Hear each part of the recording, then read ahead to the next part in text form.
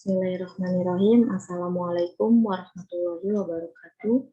Perkenalkan, nama saya Muriah dengan nomor NIM 289215022. Prodi Manajemen Plus, tugas UTS PPKN, dosen pengampu Ibu Fitrah Mulyanti, SPD MM.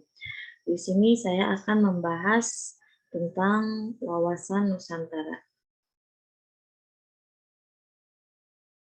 Pengertian wawasan Nusantara. Wawasan Nusantara adalah cara pandang dan sikap bangsa Indonesia mengenai diri dan bentuk geografi berdasarkan Pancasila, Undang-Undang Dasar 1945.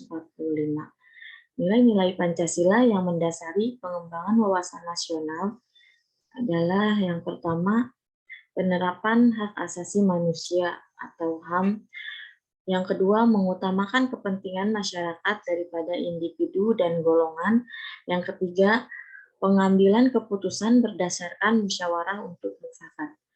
Tujuan wawasan Nusantara terdiri dari dua, yaitu yang pertama, tujuan nasional berdasarkan dapat dilihat dalam pembukaan Undang-Undang Dasar 1945.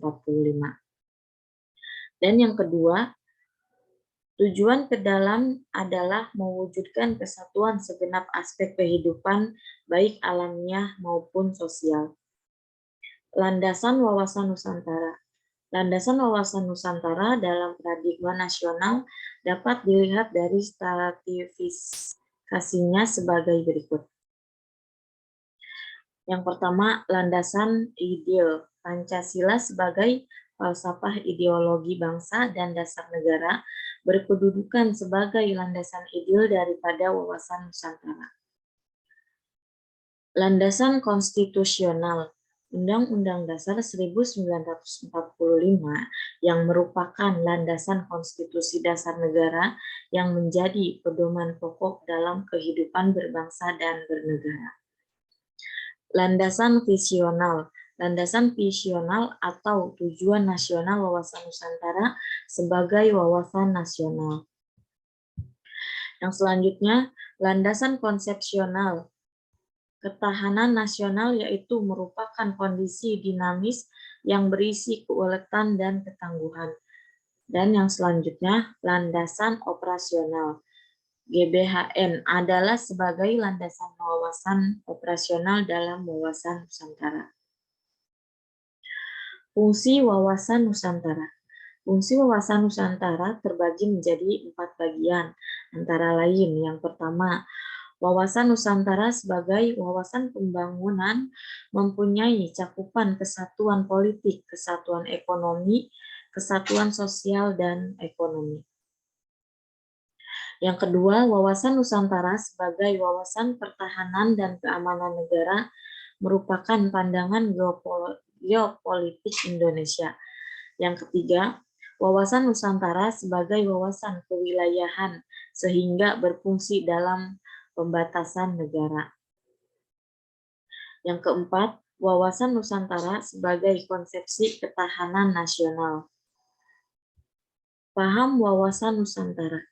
Paham wawasan Nusantara, wawasan nasional suatu bangsa dibentuk dan dijiwai oleh paham-paham kekuasaan dan geopolitik yang dianut. Beberapa teori atau paham kekuasaan dan geopolitik yang dianut. Paham-paham kekuasaan dibagi menjadi beberapa paham, yaitu paham Machiavelli. Machiavelli lebih cenderung menghalalkan kekuasaan yang otoriter. Raja adalah raja yang absolut atau tiran atau pemerintahan yang otoriter atau dalam kurung diktator. Terkenal dengan adagium Machiavelli bahwa raja harus kuat seperti singa. Paham Kaisar Napoleon Bonaparte. Napoleon menegaskan bahwa kekuatan politik harus didukung oleh kekuatan ekonomi. Ingat bahwa jatuhnya pemerintahan Orde Baru akibat krisis moneter dan ujungnya menjadi krisis ekonomi. Paham Jenderal Clausewitz karena Clausewitz seorang tentara. Tidak heran bahwa dalilnya tidak lepas dari perang, adapun dalihnya bahwa perang adalah kelanjutan politik dengan cara lain. Clausewitz menghalalkan perang untuk mencapai tujuan politik. Paham Perbach dan Hegel. Teori Perbach dan Hegel melahirkan paham liberalisme yang ujung-ujungnya melahirkan kolonialisme.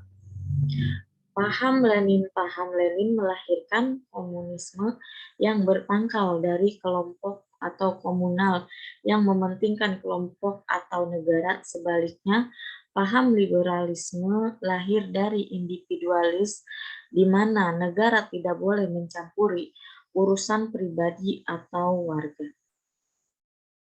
Paham Lucien dan Sidney karena politik dianggap kotor, maka kedua tokoh tersebut menghendaki agar berpolitik itu harus santun atau politik berbudaya. Teori geopolitik. Secara harfiah, geopolitik adalah geo berasal dari geografi dan politik artinya pemerintahan.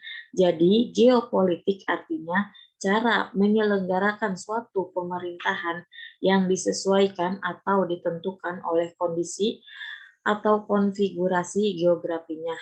Contoh NKRI, memilih negara kesatuan karena kondisi atau konfigurasi geografinya berupa negara kepulauan.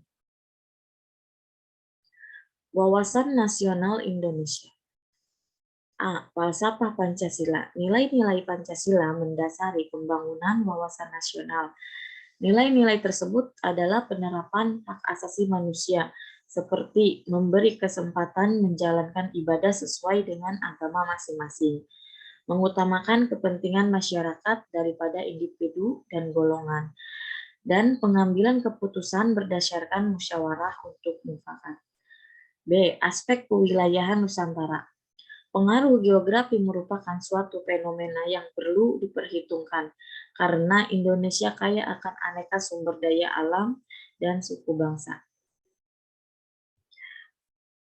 Yang C. Aspek sosial budaya. Indonesia terdiri atas ratusan suku bangsa yang masing-masing memiliki adat istiadat, bahasa, agama, dan kepercayaan yang berbeda-beda. D. Aspek sejarah. Indonesia memiliki pengalaman sejarah yang tidak menghendaki terulangnya perpecahan dalam lingkungan bangsa dan negara Indonesia. Unsur dasar wawasan Nusantara.